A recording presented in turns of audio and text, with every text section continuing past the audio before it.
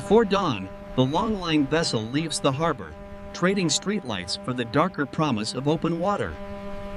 Charts and screens mark the migration paths. Outside, the sea looks blank, hiding the routes that tuna actually follow. On deck, the crew move into position, turning a quiet steel platform into a workplace ready for the first set. The day's first job is simple in theory, hard in practice. Turn frozen blocks into perfect bait for giant jaws. Each strip is cut to a standard length, designed to ride cleanly on the hook and stay tempting at depth. Hours of repetition have trained the crew's hands. Dangerous hardware becomes a smooth, practiced routine. At the stern, hooks, bait, and cable link together into one continuous line that will vanish below the waves. Buoys mark the path, a dotted curve across the surface that hints at a far longer line below. With the last buoy overboard, the ocean takes custody of the gear, and the waiting begins. Far below, the bait settles into the water column, a quiet line of chances drifting in blue darkness. It does not take long for the first shapes to appear, testing the line without yet committing. Curiosity becomes intent as the fish tidal their circles, lining up with single pieces of bait swinging in front of them. The first commitment is small, a careful mouthful taken without panic, just power and precision. As the fish turns away, steel finds its place, sliding into the hard corner of the jaw and locking there. At the surface, the first sign is subtle, just a buoy riding lower and out of rhythm with its neighbors. When several buoys start to drag sideways together, the crew know a heavy fish is running along the line. The hauler starts slow, feeling for tension, turning surface signs into direct contact with the fish below. Every kick from below travels up the cable, turning steel and rope into a kind of language the crew can read. The first bluefin appears as a dark bar in the water, swelling into chrome flashes that electrify the rail. With a final surge at the hull, the fish rolls on its side, showing the true width of its shoulders. The first fish over the rail sets the tone. Everything afterward will be measured against its size and weight. Adrenaline settles into rhythm. One big fish becomes the start of a pattern rather than an exception. Another leader goes tight, and the hauler pitch changes. The second fish of the day is already on its way up. This one runs harder, staying deep longer, forcing the crew to wait before any color shows near the surface.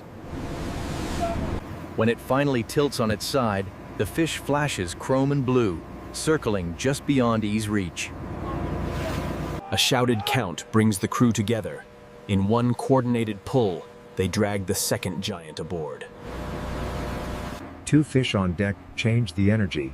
Now every tight line is expected to highlight another body that size. The workday has clearly started. From now on, the question is not if they will hook fish, but how many. Midway through the set, several leaders draw tight at once, forcing the crew to divide their attention and strength. Under the boat, hooked tuna cross paths, each pulling in its own direction, turning the line into a moving web of muscle. One fish runs straight for the surface, turning the calm wake into a streak of white water behind the stern. He's taking the drag, watch the tension, easy now. Another fish chooses depth instead, hanging heavy beneath the vessel, and making every turn of the hauler feel slower. On deck, landed fish do not lie still. Tails beat, bodies twist, and every movement has the weight of a person behind it. Each time the crew think the line is clearing, another leader snaps tight and pulls their attention back to the rail. The middle of the haul feels longest, a stretch where heavy fish seem to appear every few minutes. For a moment, the deck looks small, crowded with steel, hoses, and fish. Every square meter part of the operation. Around the hauler, words shrink to shouts and hand signals, competing with the pitch of the straining hydraulic motor. Some fish come in cleanly, Others take detours under the bow or stern, testing every angle the gear can hold. One leader in particular feels different. Deeper, heavier, the kind of weight that can slow a steel hull.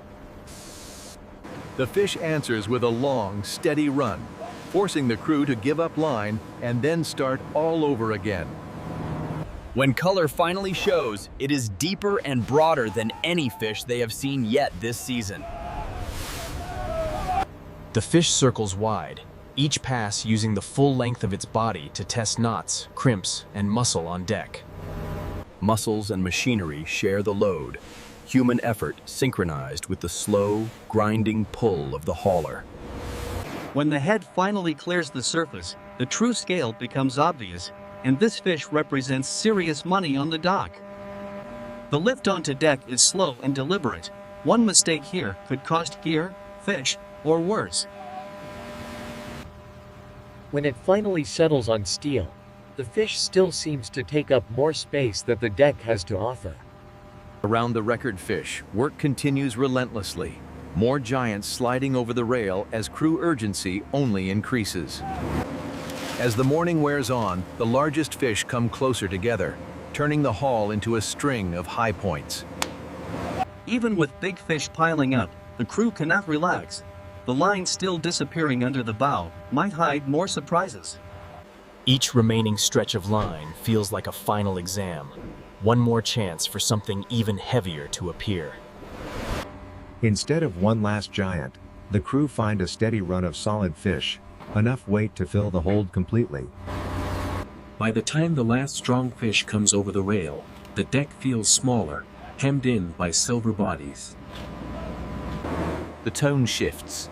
With the big fish aboard, the focus turns to clearing the remaining gear from the sea. One by one, buoys come aboard, stripped of tension and stacked as simple plastic again, instead of signals of unseen weight. The last stretch of line comes back empty, a reminder that even on a strong day, not every hook finds a fish. With the line recovered, attention returns to what was won, rather than what slid past in the dark. One last look into the hold confirms it. The trip has crossed from hope into profit. On deck, hoses wash away the Dale's traces, leaving only wet steel and the sound of engines pointing home. The hatch closes on the hold, sealing ice and fish together for the run back toward land. In the wheelhouse, numbers replace splashes. Weights and counts become fuel, distance, and expected price per kilogram. Astern, the wake stretches into distance, a fading record of where the gear hung and the fish were taken. Ahead, the glow on the horizon means port, buyers, and a different kind of pressure than the one on the line. By the time the vessel eases alongside the dock, the crew are tired, but the real value of the trip is still hidden below. When the hatch opens, a wave of cold air and the first glimpse of silver backs signal the next phase has begun. Railers lift the tuna out in groups, each slingful a moving bundle of weight, ice, and potential revenue. On the dock, numbers return. Each fish is weighed, tagged, and logged before it ever touches the factory floor. From the scale, fish move quickly to insulated trucks. Time is now measured in minutes instead of miles. The trucks bridge sea and factory, carrying the cold load inland under a constant watch on temperature. At the factory dock, doors open to another wave of cold air as the same fish begin a very different journey. The first cuts are large and simple, heads, tails, and fins removed to turn whole fish into manageable trunks. Next, the belly is opened and cleaned, emptied of everything except the value locked in the muscle. Washed and trimmed, the trunks move along the line, one heavy piece of work after another. Each step is repetitive, but mistakes here echo all the way to the restaurant plate and the final bill. By the time the trunks reach the fillet tables, everything unnecessary has been removed. Only meat and bone remain. Filleting is where skill shows most clearly. Each stroke decides how much value stays on the table. Skin and bone drop away, leaving clean loins destined for very different plates around the world. Separate trays collect different grades. Not all red is equal when the market starts dividing names and prices. Portions shrink from giant loins to blocks a chef can actually lift with one hand. Quality control checks color, texture, and smell. The ocean should still be present, but never overpowering. Trimmed properly, each piece looks simple, almost plain, hiding the cost and effort that brought it this far. Vacuum bags pull tight around the blocks, sealing out air and locking in as much freshness as the system can manage. Labels record species, cut, and date, just enough information for buyers, without turning the product into an advertisement. Cartons collect the smaller packages, turning individual portions into shippable units stacked by lot and destination. On the packing floor, destinations stretch from local markets to cities an ocean away, all drawn by the same species. Stretch film binds boxes together, turning loose cartons into solid stacks ready for deep cold and long travel. For a moment, pallets line the staging area like a low skyline of cardboard, all built on the same catch.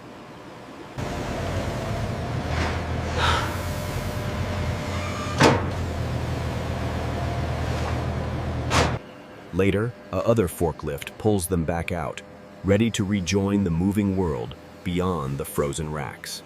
Refrigerated trucks and cargo planes carry the same cartons onward, only the engines and schedules changing.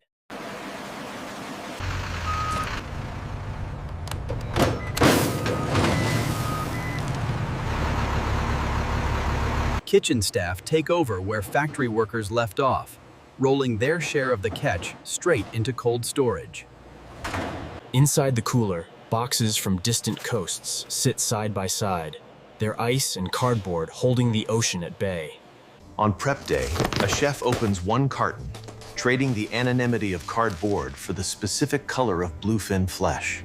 Thawed slowly in the cooler, the blocks regain their flexibility, ready to be shaped into something recognizable on a plate. On the cutting board, the last transformation begins, turning industrial portions into individual servings. Different cuts head toward different fates.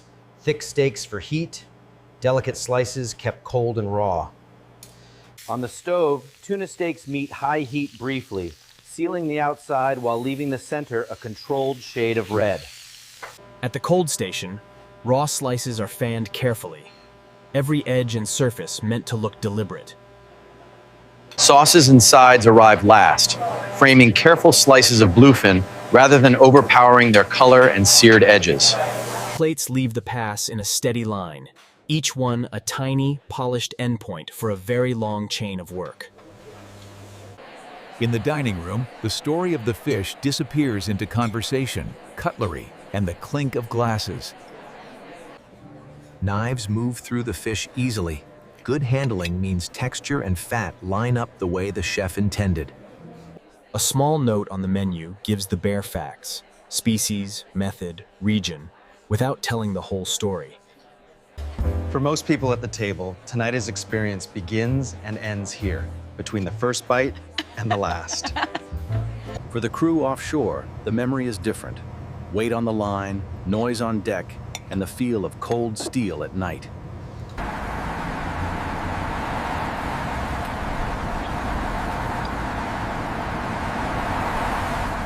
Out at sea, the Longline vessel prepares for another trip, because migrations and markets rarely pause at the same time.